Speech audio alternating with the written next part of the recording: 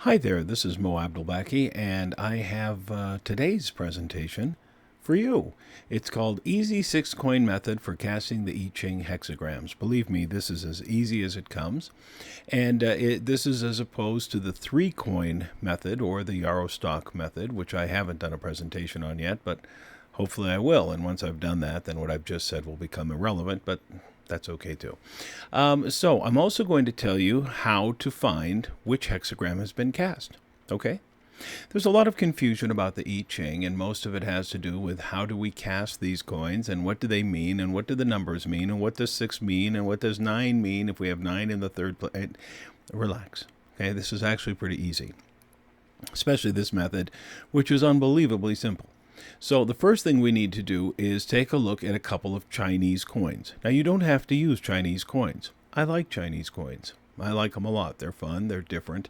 And generally speaking, we consider the coin on the left, which has 4 characters on it, to be the tail side of the coin, and the coin on the right, which has 2 characters on it, to be the right side of the coin. So if you're using Western coins, for example, a quarter, we see that the tail is here, right?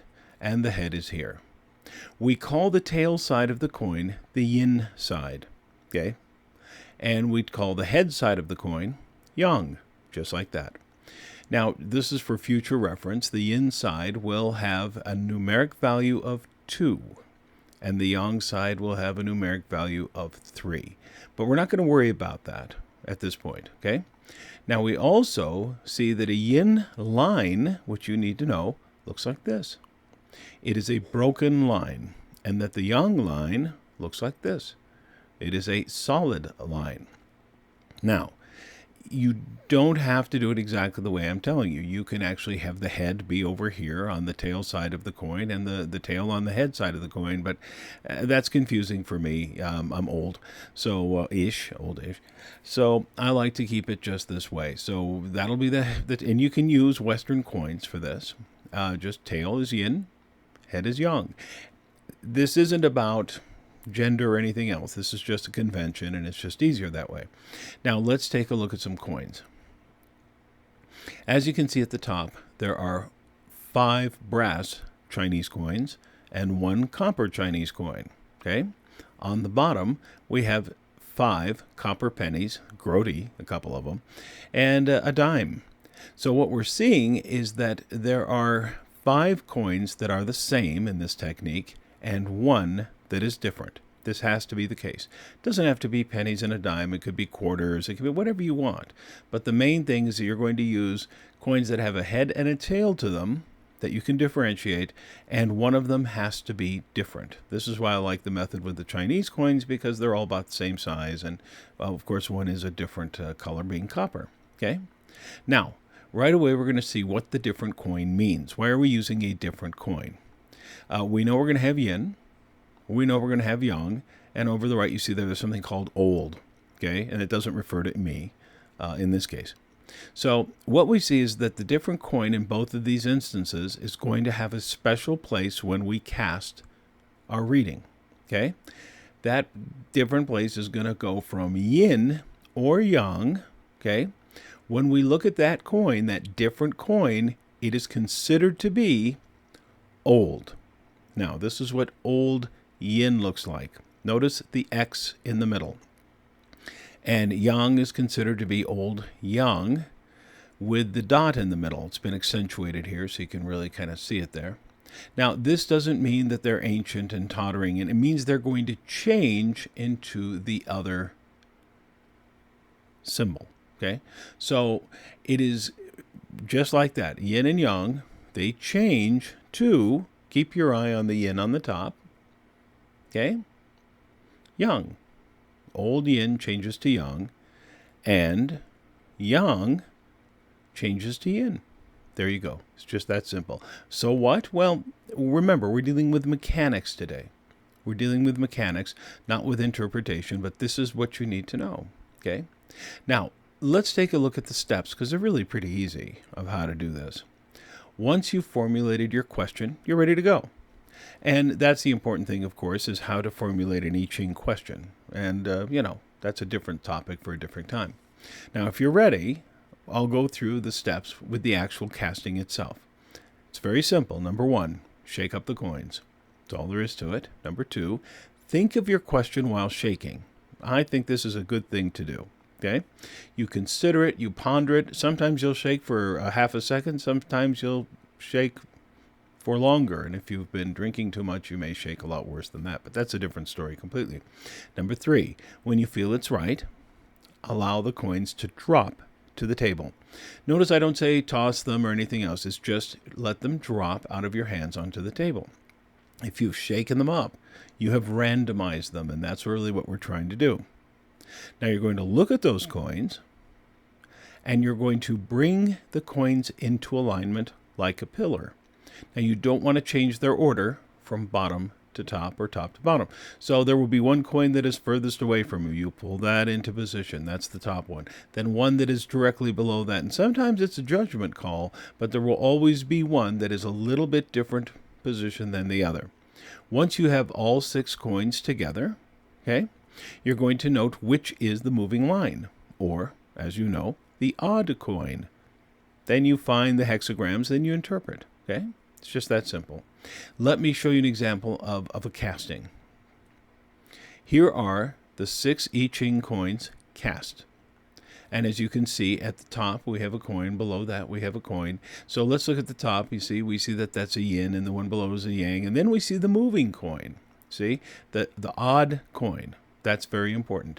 Now what we're going to do is very simply, and that's a beard hair, one of my beard hairs at the bottom, just in case you were wondering. I shed like a golden retriever, which I have too. So you just put these things into a pillar, right? Exactly as they were from top to bottom. See, here we go. This is from top down, and we just put them into order. Okay? Now, what we're going to do is we're going to note on a piece of paper, or you can just do it right off of the coins. You really don't have to use the paper. But we're going to say, okay, this is a yang line, 2 symbols. This is a yin line, 2 symbols. Here's another yang line, 2 symbols. Here is our moving line, and it's yin, which means it's old yin. So we draw a yin line with an X in the middle, right? Here comes our next yang line, and it is a straight line, unbroken line, and then we have a broken line for yin. This is our hexagram. It's so simple, so easy, so quick. However, we still have some things to do, okay? Now, what we're going to do is we're going to literally just cut these in half. And I mean not lengthwise, but we're going to have 2 trigrams, they're called, which are groups of 3 lines. We're going to take the bottom 3 and the top 3, and we're going to separate them, just like that, okay? Now, we look at our handy-dandy chart, which I'm going to show you a picture of in just a second, and we see that the bottom one, which is yang, yin, yang, is li, as it's called, and that the top one is going to be yin, yang, yin, and that's going to be kan. Okay, so what? Well, let's go to so what. We have this then figured out. Now, every I-Ching book has some form of this in it. The Wilhelm Baines copy has it kind of in the back. It's very cool. It folds out. It's easy to use. And all we do is we see that we have kan on the top. So there it is. Okay, kan on the top. And we see that we have li on the bottom, so we just have to find li. Now what? It's just as simple as can be. We go to where those 2 intersect, and kaboom.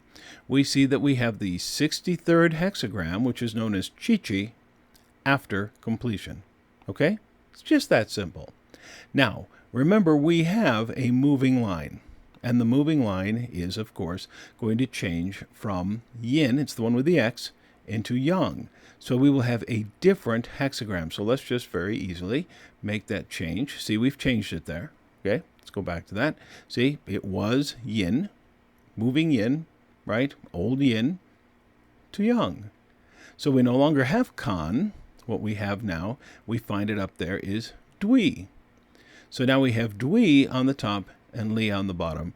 And then we do the same intersection, and we suddenly have the 49th hexagram, which is known as go, which is revolution or molting. Now, that's it. That's all you have to do. Of course, this doesn't tell you how to interpret it, but now you know how to get a really quick casting. always have at least one moving line, and the rest is in the interpretation. So the question is which one to use. I think that's a darn good question. Well, there are some cons to this, to using the 6-coin method. One is that it is extremely fast, which is a good thing as well, but you also lack the contemplation between tosses. But of course, the 3-coin method lacks the meditative quality of the yarrow stalk method. And all of those lack the qualities of just looking at nature and picking out a hexagram from what you see and experience and hear. That's a different story. But it has great pros too. We'll get to that. And also, there is an anticipation as you're casting 3 coins, like, ooh, what's the next one going to be? Ooh, what's it, and then you're like, yay, or you're like, whoa, what does that mean, right? So you lack that because you just throw the 6 coins, but it's excellent for those fast. So there's good and bad with the fast. It limits how much you can, or how much room you need to do this, because you can't just do it in a very small area. You have to have somewhere where you can throw at least 6 coins. So your space is limited by your surroundings. Okay? That's usually not a big deal, but sometimes it is. And with the 3-coin method, you can actually just hold those coins in your hand, shake them up as much as you want, and then open your hand, and you can see that that one is yin, and get the numbers out of it that way. You can't do that with this method. And it also limits the possible changing lines to 1. You will never have more than 1 changing line. Now, in the coin method, or the yarrow stalk method, the 3-coin method rather, you can have unlimited changing lines. You can have 6 out of 6, right? Which often doesn't happen, to be honest with you. I've had it happen a few times, but more often you'll get at least 2, sometimes 3. But this is still, okay, why would we use it? Well, because it is really fast. If you need a quick question, you need it done right now. It's very easy. It's extremely accurate, and that's the key. Any method you choose, unless it's completely off the wall, and I don't even know what that would be, is going to be accurate, okay? So it has its place, it has its time, and frankly, I would say learn both, right? It's effective, and it's enjoyable. So there it is. That's the 6-coin method for tossing the I-Ching coins, how to do it, and how to find which hexagram it is. I hope you have a lot of fun with this.